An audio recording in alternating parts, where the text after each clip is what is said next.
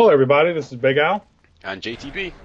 And this is part 2 of Chapter 18 on Al Hazard's Ninja Gaiden Sigma Hard Karma Run. And that went a lot better than the previous chapter. Yep, first take. And this is all she wrote. This is going to be the last one. This fight right here, you can do it a couple of different ways, but again, time limit is a factor, so depending on how you want to start. You can use fire wheels and, the chucks or the warhammer, or he's got the level 1 Luna, so you could do that. The level 1 Luna was, relatively recent development for Karma running, so, that's something that is available now. The Gleaming Blade's actually not a bad choice to do for, spacing these out. You have a lot of room to work with, so, you can kind of space out the Cat Fiends to get your Gleaming Blades, whereas in a confined area, you're not going to want to use the Gleaming Blade, because obviously it's just going to destroy everything.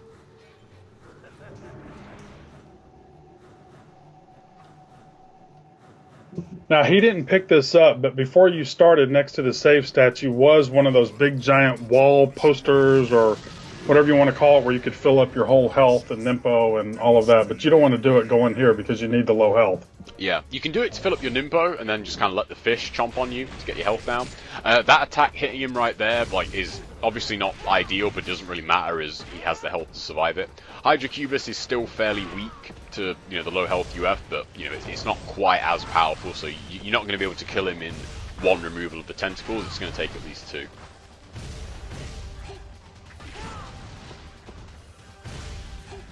Now, I don't think you get the 5k for that. No, you don't. That's annoying. It always annoys me that you don't get that 5k for that last UT.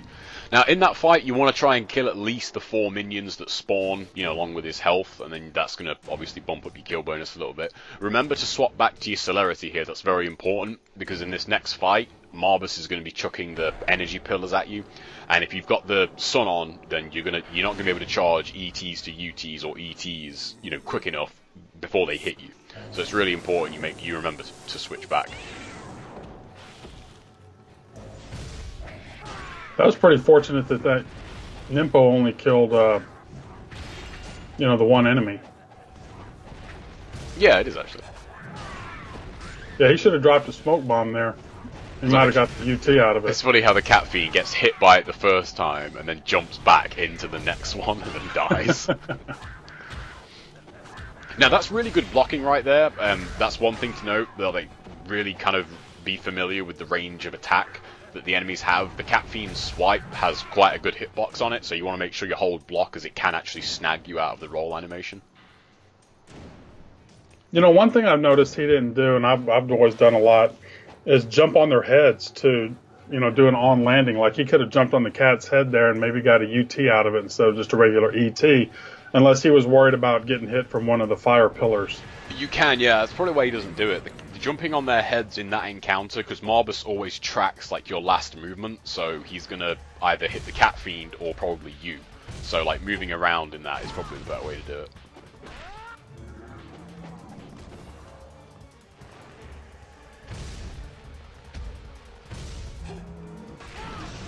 Now, did we figure out if he got more points if he just went and killed him versus I think he would have, because that last UT doesn't give you points, so it would have actually been more beneficial to just kill him there.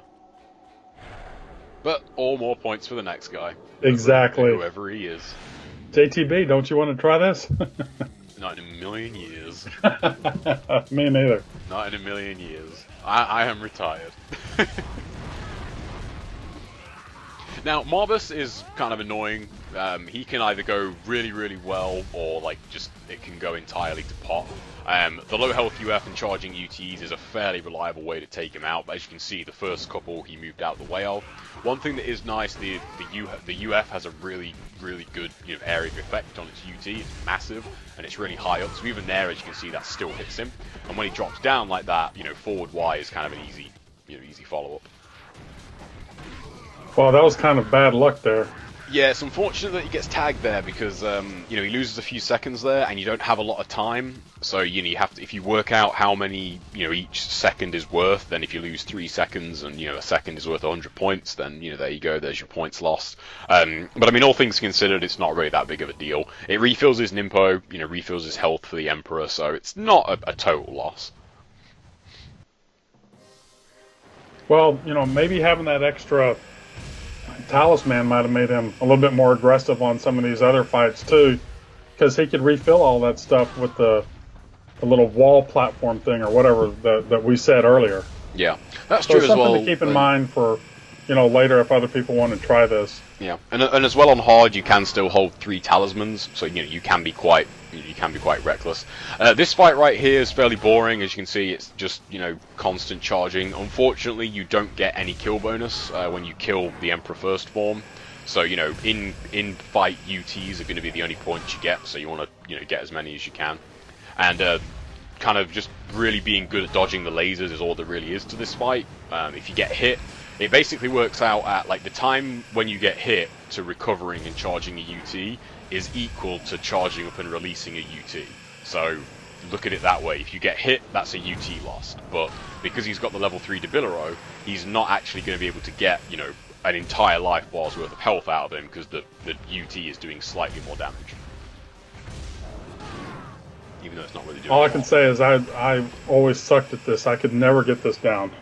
This is the only kind of one that's kind of annoying is when he does the diagonal ones. If I remember rightly, I think they always move like diagonally, like they alternate. So like that right there, they went to the left at the start, and then they'll go to the right. And I remember rightly, I think that's basically the rule.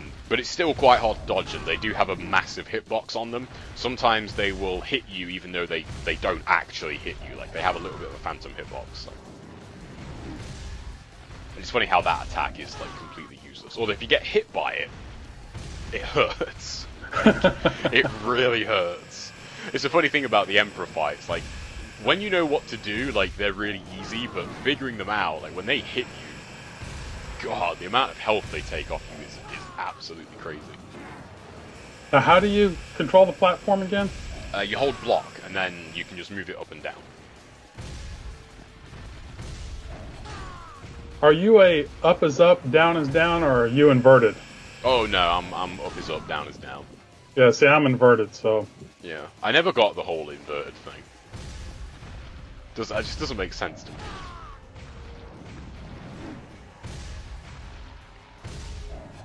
So as you can see right here, this is pretty much over, and he's still got about 30 seconds left. Of course, you could use the level 1 Luna, which you just swap over to here, but the Luna UT animation does take longer than the Doppleganger, so that's all going to be, factoring into the time and how much you've got.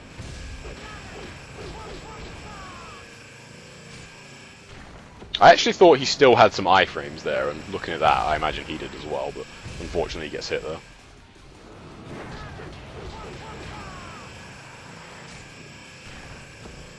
So again, like right there, that I think he's been hit 4 times. So like, that's basically 4 lost UTs if you look at it that way. Well, the UTs, he would just finish the time faster. Yeah, but if he doesn't get hit, you'd be able to use the Lunar and get more because it does less damage than that's the what I'm right? saying. That's the reason you're JTB. Now, this fight right here, obviously credit to this goes to my partner in commentary Crime. This is a really great strategy, and you get a ton of points doing this. You just use, as long as you haven't got level 3 in Azuma, it won't make a difference. The skulls have a assigned amount of health to them when you destroy them, but level 3 in Azuma takes longer to animate than level 1 and 2, so you'll get 1 less actual Nimpo activation out of it, which is kind of annoying. And you can still actually fire up one when he jumps, because even if he jumps away from you, as you can see there, he still took out like the back half of the skulls, so that's going to give you a lot more points. And one thing to note as well, you saw it there, the lava actually does a hell of a lot more damage to you in Sigma in this fight than it does in the other games. So bear that in mind, it takes off a sizable chunk as opposed to black.